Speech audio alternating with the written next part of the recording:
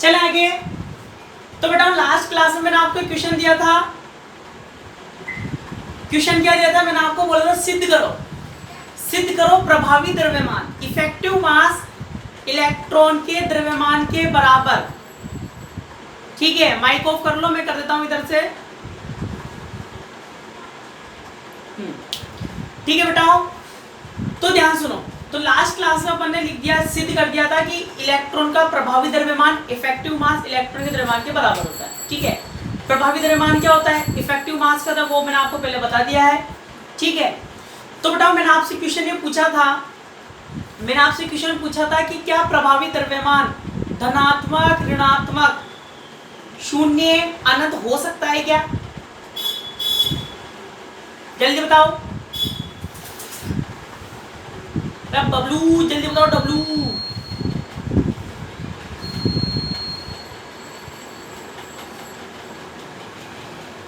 नहीं हो सकता।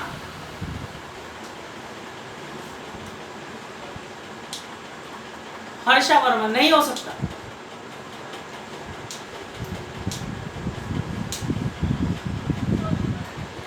सबको आंसर देना है, सबको आंसर देना है। प्रभावी द्रव्यमान धनात्मक, ऋणात्मक, 0।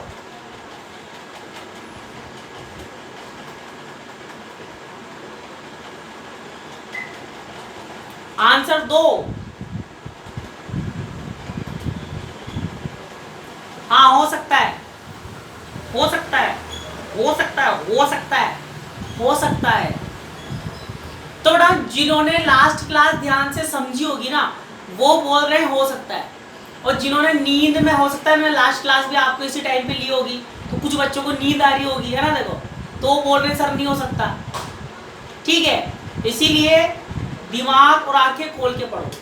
तो बेटा मैंने आपको लास्ट क्लास में अपन ने प्रभावी द्रव्यमान निकाला था अपन ने, तो वहां पर देखो मैंने आपको लिखाया था कि प्रभावी द्रव्यमान इफेक्टिव मास ई के वक्र की वक्रता पर निर्भर कर रहा है। अपन ने ग्राफ भी बनाए थे, भूल जाते हो तुम तो, अरे तुम तो भूल ही जाते हो। याद है कुछ? अरे याद है कुछ कि नहीं? कद्दू भी याद नहीं है तुम्हें? तो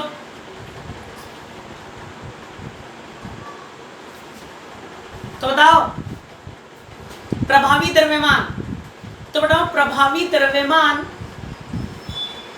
धनात्मक भी हो सकता है, ऋणात्मक भी हो सकता है, शून्य भी हो सकता है और अनंत भी हो सकता है। बताओ धनात्मक कब होगा? धनात्मक कब होगा? क्या है था? m स्टार बराबर h cross square upon D square E upon D के का स्क्वायर। यही आया था, यस और नॉट? वो से तो ज्वाइन ही नहीं हो पा रहे हैं, तो बाहर ही बैठे हुए हैं अभी तक ही, ज्वाइन ही नहीं हो पा रहे हैं जो बाहर ही है अभी तक कक्षा में। एक बार और लिंक भेज के देखता हूँ।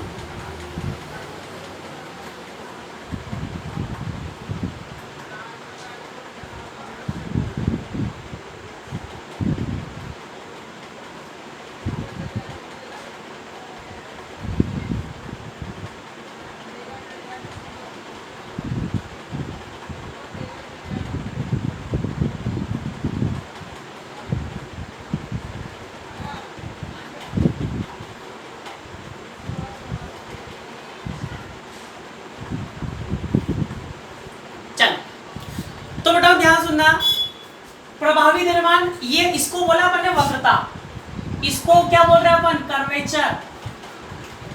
एक बार अवकलन करते हैं तो होती है ढाल, स्लोप। दो बार अवकलन करते हैं तो क्या कहलाती है? वक्रता कहलाती है, ग्राफ की, कर्वेचर।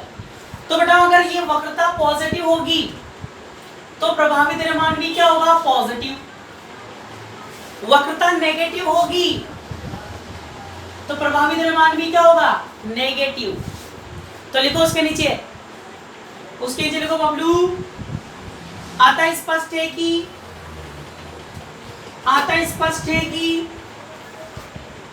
प्रभावी द्रव्यमान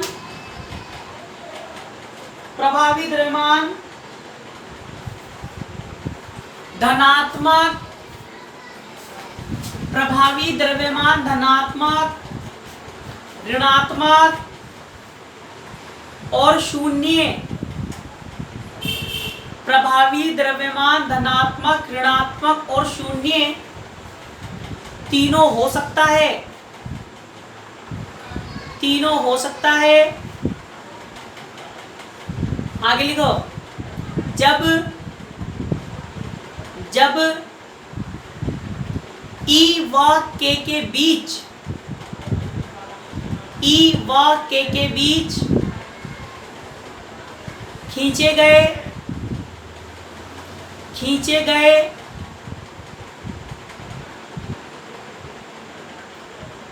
वक्र की वक्रता, खींचे गए वक्र की वक्रता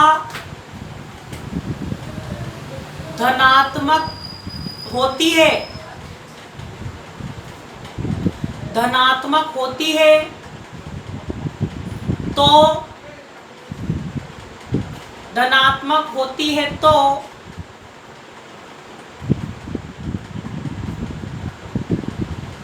प्रभावी द्रव्यमान भी धनात्मक होता है, प्रभावी द्रव्यमान भी धनात्मक होता है जब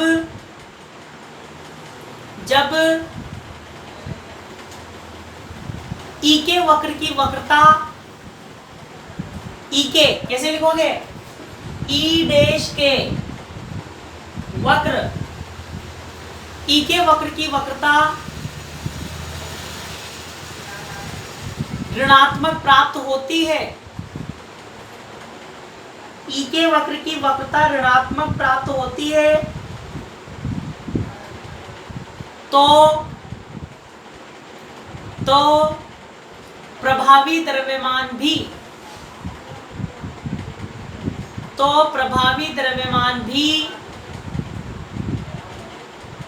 ऋणात्मक प्राप्त होता है।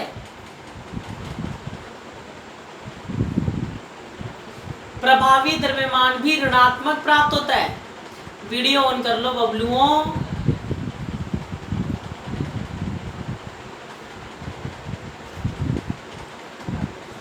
प्रभावी द्रव्यमान भी ऋणात्मक प्राप्त होता है। आगे लिखो, जब ई के वक्र की वक्रता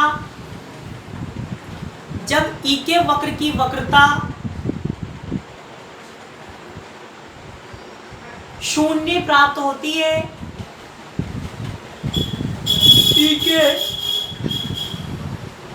ई के वक्र की वक्रता शून्य प्राप्त होती है,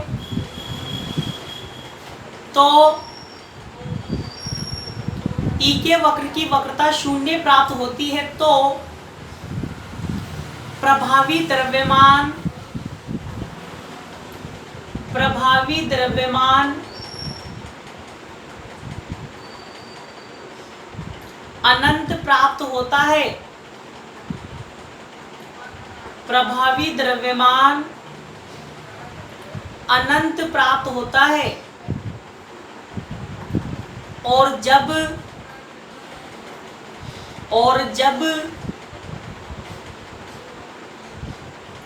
ई के वक्र की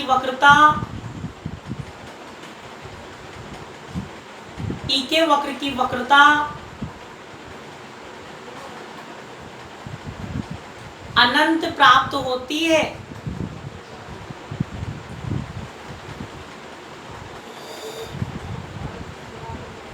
अनंत प्राप्त होती है तो प्रभावी द्रव्यमान शून्य प्राप्त होता है, तो प्रभावी द्रव्यमान शून्य प्राप्त होता है। बबलुओं वीडियो ऑन कर लो। डब्लुओं, सर्ववक्रता क्या लिख रहा है? एक बालक कुछ लिख रहा है, देखते हैं क्या लिख रहा है। नितेश गुर्जर, सर्ववक्रता धनात्मक ऋणात्मक शून्य कब हो?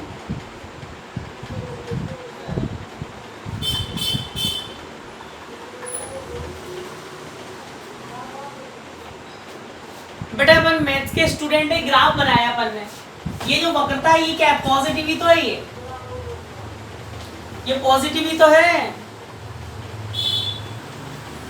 ये क्या है, ये नेगेटिव है बबलू, ये नेगेटिव है, और ये क्या है, वक्रता जीरो है, वक्रता कर्वेचर जीरो है इसमें, तो द्रव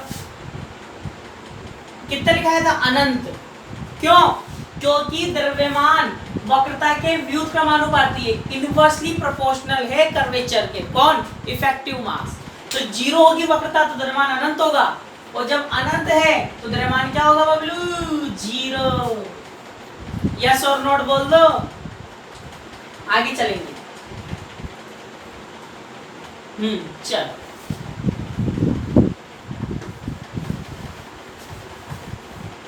अब लिखो, एक क्वेश्चन और लिखो, एक क्वेश्चन और लिखो, ऋणात्मक प्रभावी द्रव्यमान की उत्पत्ति को बताइए।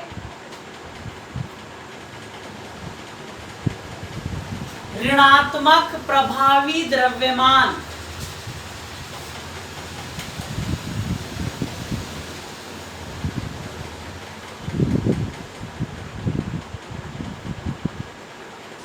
ऋणात्मक प्रभावी द्रव्यमान की उत्पत्ति को बताइए, और साथ ही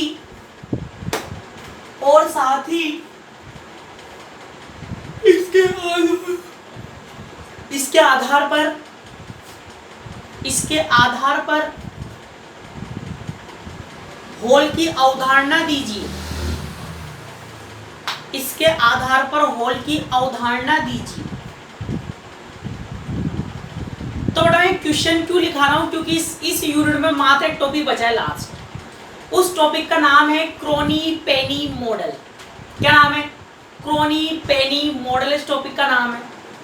इस यूनिट में से ऋणात्मक प्रभावी द्रव्यमान, ऋणात्मक प्रभावी द्रव्यमान को समझाइए और इसके आधार पर होल की अवधारणा दीजिए, ठीक है। तो बेटा लास्ट टॉपिक है क्रोनी-पेनी मॉडल, इसीलिए बीच बीच में मैं क्या कर रहा हूं, आपको 5-5 नंबर के क्वेश्चन लिखा रहा हूं, ठीक है। तो 2 क्वेश्चन बनेंगे 10 नंबर के, कौन सा, ब्लॉक प्रमेय और क्रोनी-पेनी मॉडल, ये तो 10 नंबर में आएंगे, फिक्स है, सेक्शन सी में आएंगे। तो इस यूनिट में 5 नंबर के क्या आएंगे, जो क्वेश्चन में आपको लिखा रहा हूं ना बना के, वही ऋणात्मक प्रभावी द्रव्यमान, ऋणात्मक प्रभावी द्रव्यमान, अब तो सुन लिया होगा। ऋणात्मक प्रभावी द्रव्यमान की उत्पत्ति को बताइए, ऋणात्मक प्रभावी द्रव्यमान की उत्पत्ति को बताइए और इसके आधार पर होल की अवधारणा समझाइए।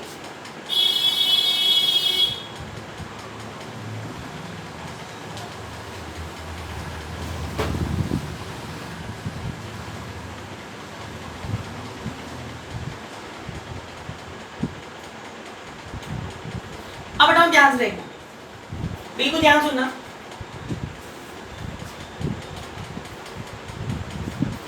तो बेटा अपन ये जानते हैं, ध्यान सुनना, अपन जानते हैं जो क्रिस्टल होते हैं, मतलब जो अर्धचालक होते हैं, जो सेमीकंडक्टर होते हैं, वो क्या होते हैं बेटा, चतुसंयोजी होते हैं। क्या होते हैं, चतुसंयोजी होते हैं। तो उनके जो संयोजी इलेक्ट्रॉन होते हैं, जो उनके संयोजी इलेक्ट्रॉन है, वो 4 पड़ोसी परमाणुओं से एक इलेक्ट्रॉन का साझा करके, एक इलेक्ट्रॉन का साझा करके क्या बना लेते हैं, 4 सहसंयोजक बंध बना लेते हैं, ठीक है। और अपन ये भी जानते हैं जब किसी अर्धचालक को ऊर्जा प्रदान की जाती है, तो जो बंध में उपस्थित जो इलेक्ट्रॉन है वो क्या करते हैं, कंपन करते हैं।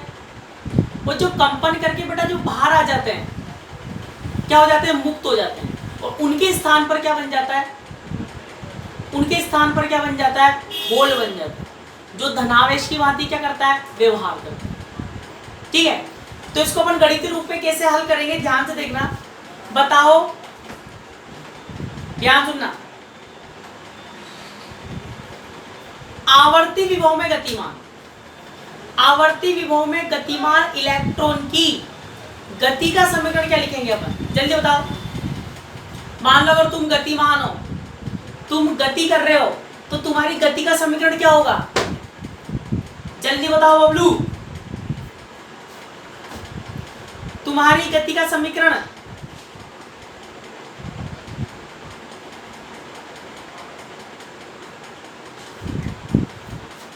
जल्दी बताओ।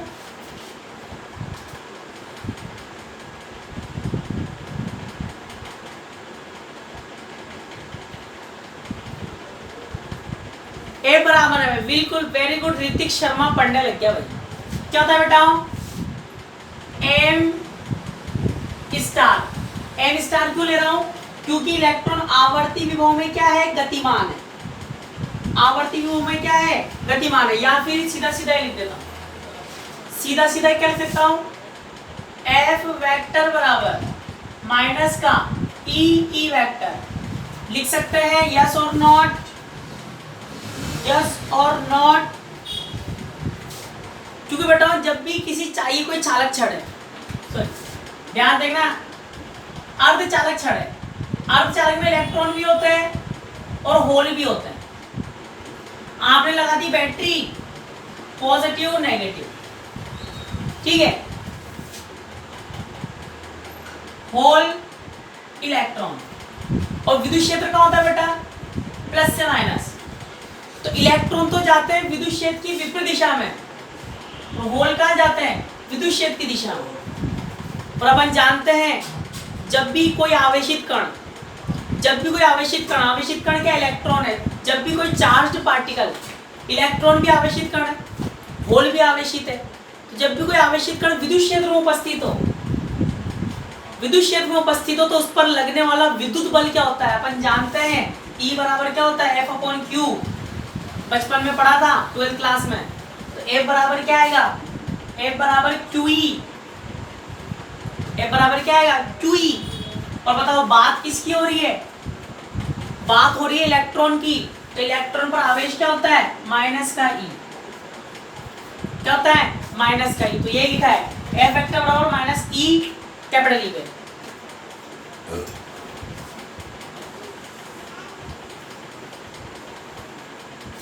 चले बताओ, इस F को क्या लिख सकता हूं, इस F को मैं क्या लिख दूं, M स्टार, इलेक्ट्रॉन की बात हो रही है तो E लगाऊंगा, M स्टार E, है ना। और क्या आएगा, dv vector upon dt minus E vector, equation number first. ये क्या है, इलेक्ट्रॉन की गति का समीकरण। ऐसे बताओ बेटाओ, होल की गति का समीकरण बताओ, क्या लिखूंगा, Fe लगा है ना, इलेक्ट्रॉन को क्या लगा दूंगा E, और होल के लिए क्या लिखूंगा H E वेक्टर, ठीक है। फिर वही इसको क्या लिख दूंगा, M स्टार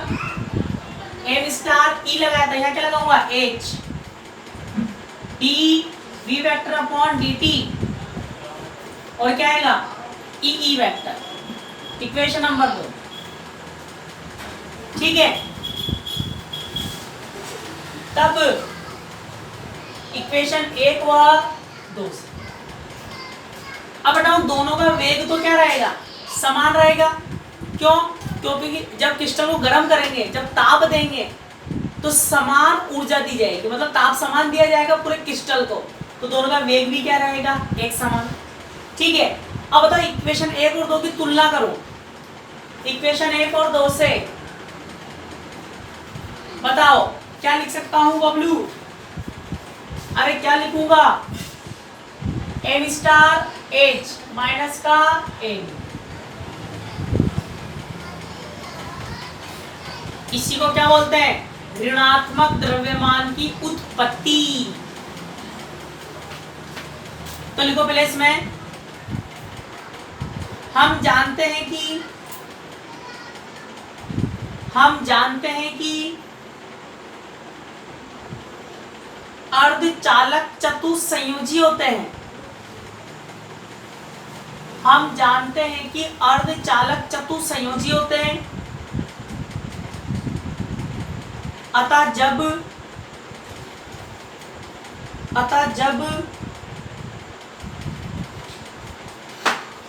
अर्धचालक क्रिस्टल बनाता है, अर्धचालक क्रिस्टल बनाता है, तो इसका प्रत्येक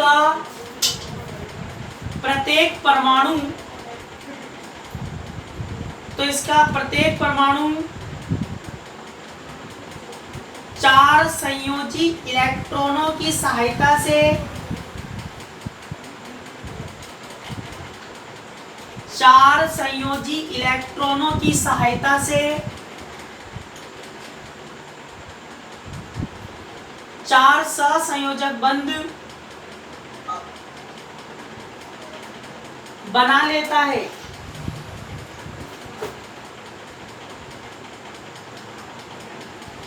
जिससे कोई भी इलेक्ट्रॉन मुक्त अवस्था में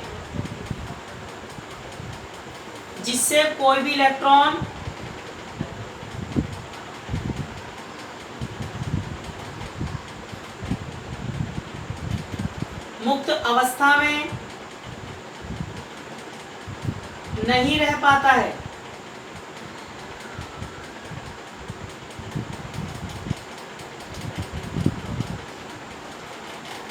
मुक्त अवस्था में नहीं रह पाता है। जब क्रिस्टल का ताप बढ़ाते हैं,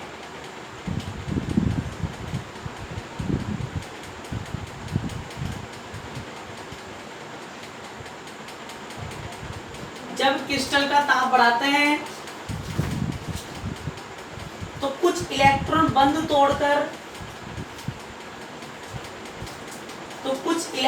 बंध तोड़कर बाहर आ जाते हैं।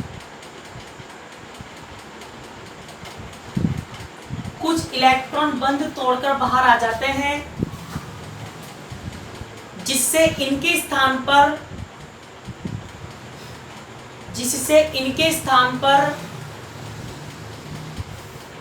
बंध में होल बन जाते हैं।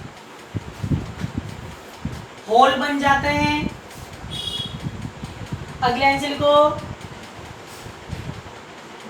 बाह्य विद्युत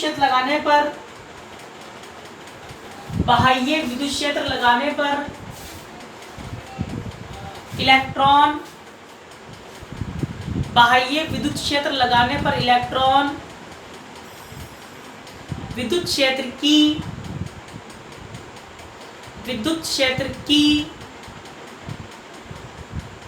विपरीत दिशा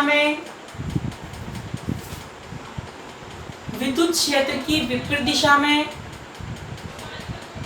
और होल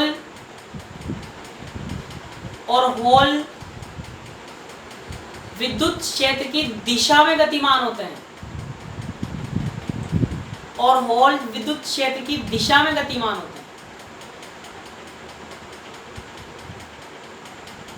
तब संपूर्ण छाप लो। ध्यान से बनना। इसका मतलब क्या हुआ? अब ध्यान सुनो। तो बताओ, इसका मतलब ये हुआ कि अगर बताओ, इसको मैं ऐसे भी तो लिख सकता हूं।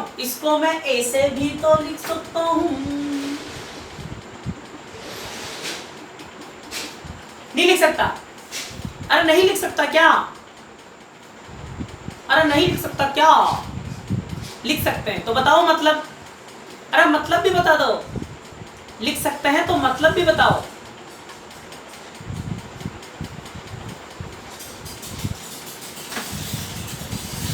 इसका मतलब ये बताओ, मैंने आपको लिखा है होल की अवधारणा को समझेंगे। इसका मतलब ये हुआ कि अगर इलेक्ट्रॉन का प्रभावी द्रव्यमान ऋणात्मक है, अगर इलेक्ट्रॉन का प्रभावी द्रव्यमान ऋणात्मक है तो होल का प्रभावी द्रव्यमान धनात्मक होगा। और अगर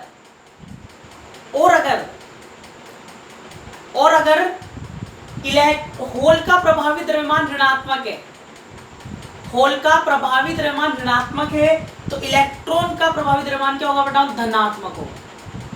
अब तुम यूं सोच रहे हो सर आप तो यूं के अब आप द्रव्यमान तो धनात्मक ऋणात्मक होता ही नहीं है, पर बेटा मैं द्रव्यमान की बात नहीं कर रहा हूं, मैं किसकी बात कर रहा हूं, प्रभावी द्रव्यमान की बात कर रहा हूं।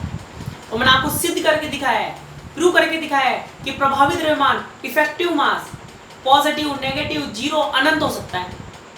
ठीक है, हाँ तो सुनते जाना, थर्ड ईयर में पढ़ रहे हो। तो द्रव्यमान धनात्मक, ऋणात्मक, अनंत और जीरो हो सकता है। कौन सा, प्रभावी द्रव्यमान, इफेक्टिव मास। ठीक है, तो बेटा यहाँ पर अगर इलेक्ट्रॉन का प्रभावी द्रव्यमान नेगेटिव है तो होल का पॉजिटिव होगा, होल का पॉजिटिव है तो इलेक्ट्रॉन का क्या हो जाएगा, नेगेटिव हो जाएगा। या इसको यूं भी बोल सकते हो, अगर इलेक्ट्रॉन के लिए d2e/dk², वक्रता थी ना, वक्रता, इलेक्ट्रॉन के लिए d2e/dk² धनात्मक प्राप्त हो रहा है तो होल के लिए d2e/dk² क्या हो जाएगा, नेगेटिव। अगर होल के लिए d2e/dk² नेगेटिव है तो इलेक्ट्रॉन के लिए क्या हो जाएगा, पॉजिटिव हो जाएगा। इसको यूं भी बोल सकते हो, इसको भी बोल सकते हो कि अर्धचालकों में जो इलेक्ट्रॉन है, संयोजी बैंड में जो इलेक्ट्रॉन है, अगर उनका प्रभावी द्रव्यमान धनात्मक है, ध्यान से सुनना, अगर संयोजी बैंड में, वैलेंसी बैंड में इलेक्ट्रॉनों का प्रभावी द्रव्यमान क्या है, पॉजिटिव है, तो चालकता बैंड में क्या होगा, नेगेटिव होगा। या चालकता बैंड में इलेक्ट्रॉन का द्रव्यमान क्या है, पॉजिटिव है, तो यहां पर क्या हो जाएगा बेटा, नेगेटिव होगा। क्योंकि होल कब बनते हैं, जब इलेक्ट्रॉन निकलते हैं तभी तो क्या बनते हैं, होल बनते हैं। तो इसको बोलते हैं होल की भौतिक अवधारणा, भौतिक उद्गम बोलते हैं। क्या बोलते हैं, भौतिक उद्गम, भौतिक अवधारणा। तो अब पहले मुझे बताओ, बचपन से आप लिखते आ रहे हो भौतिक अर्थ, भौतिक अवधारणा, भौतिक उद्गम, इसका मतलब क्या होता है, जल्दी बताओ। भौतिक अवधारणा, भौतिक उद्गम का मतलब क्या समझते हो आप?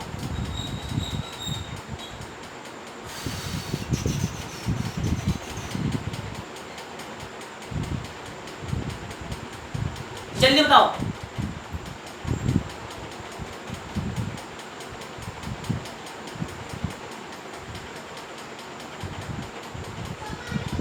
याद है?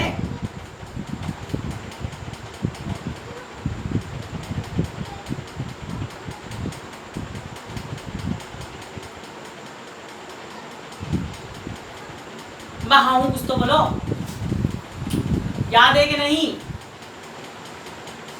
बाहरी रूप,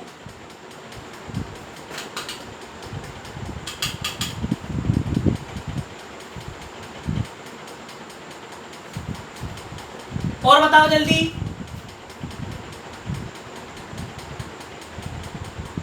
हाँ ऐसे बोल दो, हमें नहीं आता। अब बताओ, ध्यान से सुनो, ध्यान से सुनो। तुम्हारी सरकारी नौकरी लग गई, दुआ तो खैर मैं ऐसी करता हूँ तुम सबकी सरकारी नौकरी लग जाए। तो बताओ, तुम्हारी सरकारी नौकरी लग गई, तुम्हारा नंबर आ गया आरपीएससी में, ठीक है, गवर्नमेंट टीचर बन गए, तुम फर्स्ट ग्रेड में सिलेक्ट हो गए, तुम फर्स्ट ग्रेड में, बीएससी के बाद एमएससी कर लेना, फिर बीएड भी कर लोगे, हाँ यूपीएससी मान लो, ठीक है। तो तुम सेलेक्ट हो गए, तुम्हारा रोल नंबर आ गया, आगे तुम, ठीक है। अब पूरी बात तो सुन लो, अभी से पटलाया करने लगती है। सुनो सुनो, अब बताओ होता क्या है, जैसे मान लो किसी का फर्स्ट ग्रेड में सिलेक्शन हो गया, ठीक है, तो फिर वहां पर बोलते हैं भौतिक सत्यापन, डॉक्यूमेंट का क्या कराना है आपको, भौतिक सत्यापन कराना है। क्या कराना है, भौतिक सत्यापन कराना है। तो बेटा भौतिक, जब वो आप क्या करते हो, डॉक्यूमेंट लेके जाओगे, वो वहां पर देखेंगे आपके डॉक्यूमेंट कि भाई इसने फर्जी मार्कशीट तो नहीं बनवा रखी है, क्या गवर्नमेंट ने इसको पास तो नहीं कर दिया, गवर्नमेंट ने पास कर दिया वैसे ही, ठीक है, तो हर साल हर बार तो गवर्नमेंट से तो नहीं इसने पास करा लिया अपने आप को, ठीक है, तो ऐसा चेक करते हैं वहाँ पे, ठीक है, तो उसको बोलते हैं भौतिक सत्यापन। तो भौतिक सत्यापन का मतलब होता है आंखों से देखना, अपनी आंखों से देखने को बोलते हैं भौतिक सत्यापन, ठीक है। तो ये देखा गया कि इलेक्ट्रॉन जब निकलते हैं तो क्या बनते हैं, होल बनते हैं। इलेक्ट्रॉन निकलते हैं तो क्या बनते हैं, होल बनते हैं।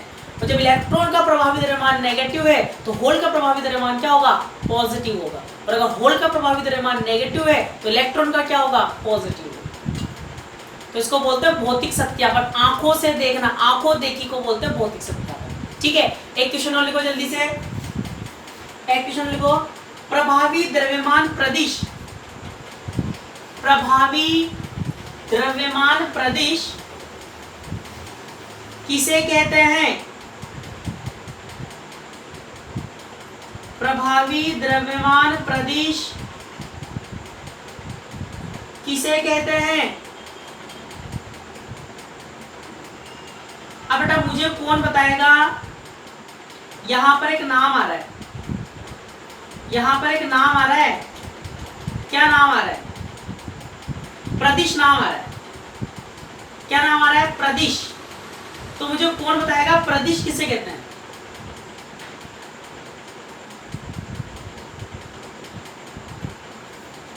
कौन बता,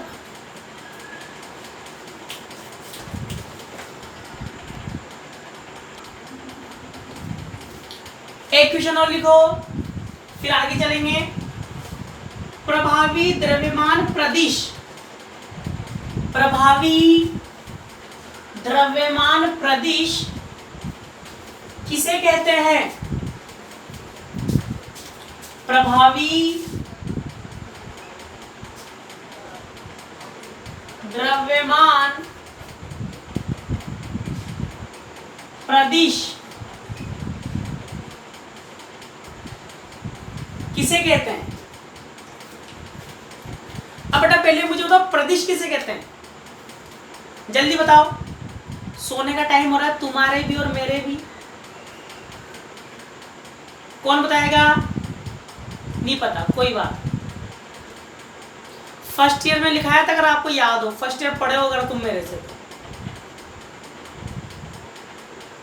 जो बच्चा फर्स्ट ईयर से जुड़ा हुआ है उसको याद होगा बेटा, मैंने लिखाया था फर्स्ट ईयर में मैकेनिक्स की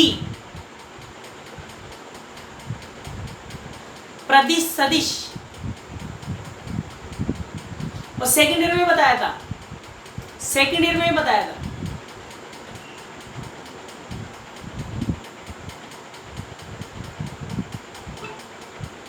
ध्यान सुनो, फर्स्ट ईयर में अगर आपको याद हो तो मैंने क्वेश्चन लिखाया था आपको, सिद्ध कीजिए, सिद्ध कीजिए असममित पिंड का, वेरी गुड, असममित पिंड का जड़त्व गुण, मोमेंट ऑफ इनर्शिया, असममित पिंड का जड़त्व गुण द्वितीय कोटि का टेंसर होता है, द्वितीय कोटि का प्रदिश होता है। फर्स्ट ईयर के नोट्स पढ़े हो तो देखना वहां पर, ठीक है। तो बेटा प्रदिश क्या होता है, कौन बताएगा डेफिनेशन, कोई बात नहीं, बता देता हूं, सोने का टाइम हो रहा है अपन। थोड़ा प्रदिश वो होता है ऐसे अदिश, ऐसे अदिश जिनका मान अलग अलग दिशाओं में अलग अलग प्राप्त होता है, जिनका मान अलग अलग दिशाओं में अलग अलग मान प्राप्त होता है, क्या कहलाते हैं, प्रदिश कहलाते हैं। याद रखना क्या कहलाते हैं, प्रदिश। तो आपसे ये बोल रहा है सिद्ध करो या बताओ प्रभावी द्रव्यमान प्रदिश किसे कहते हैं। तो अपन को कुछ भी नहीं करना है, यहां पर अपन क्या करेंगे, प्रभावी द्रव्यमान के अगर अलग अलग दिशा में अलग अलग मान आएंगे तो बोल देंगे प्रभावी द्रव्यमान प्रदिश है, ठीक है। कैसे, ध्यान से देखो, बताओ प्रभावी द्रव्यमान का फॉर्मूला क्या होता है बबलू, प्रभावी द्रव्यमान का फॉर्मूला बताओ, हम जानते हैं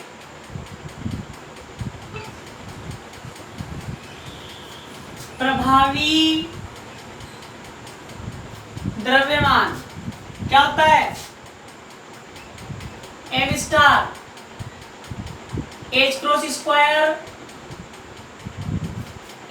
स्क्वायर d2e अपॉन डी के स्क्वायर। यस और नोट बोलते रहो, यस और नोट बोलते रहो, ठीक है। बताओ इसको और क्या लिख सकते हैं बबलू? इसको मैं क्या लिख सकता हूं? 1 upon M star 1 upon H cross square d2e upon D के स्क्वायर। यस और नॉट? यस और नॉट? और बताओ बबलू।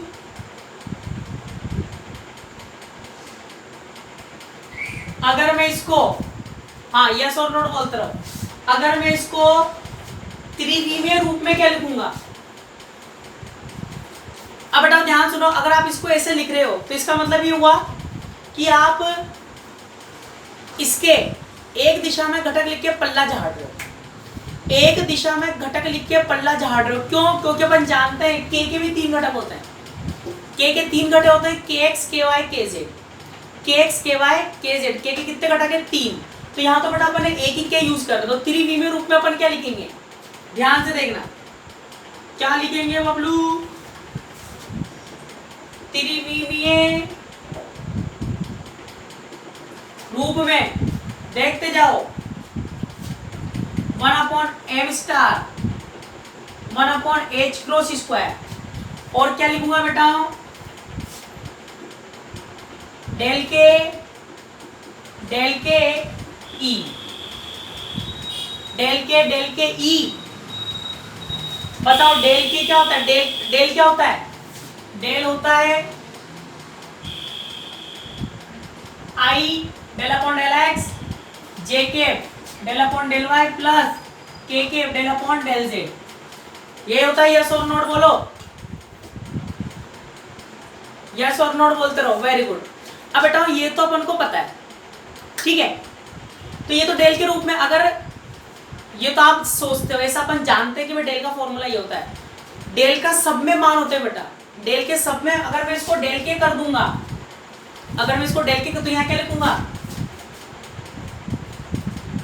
डेल के एक्स डेल के वाई डेल के Z.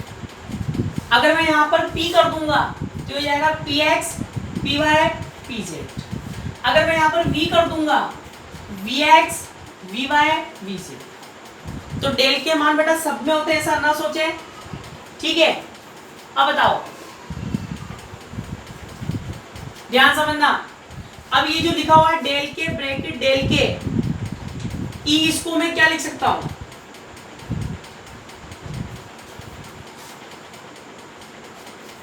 One upon M star 1 upon H cross square, ठीक है।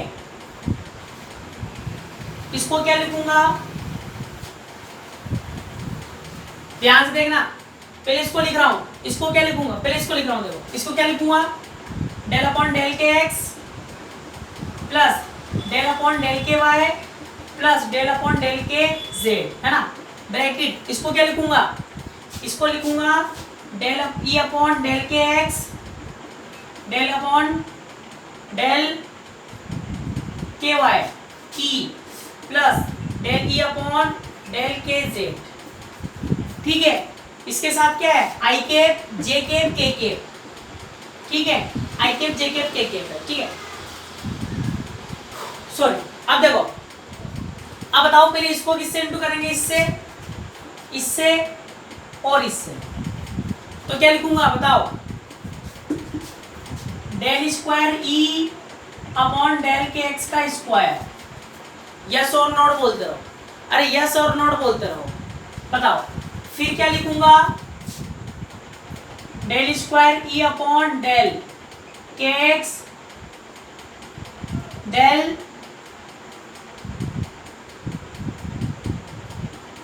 के एक्स के Y del square E del के एक्स डेल के जेड। यस और नॉट बोलते रहो।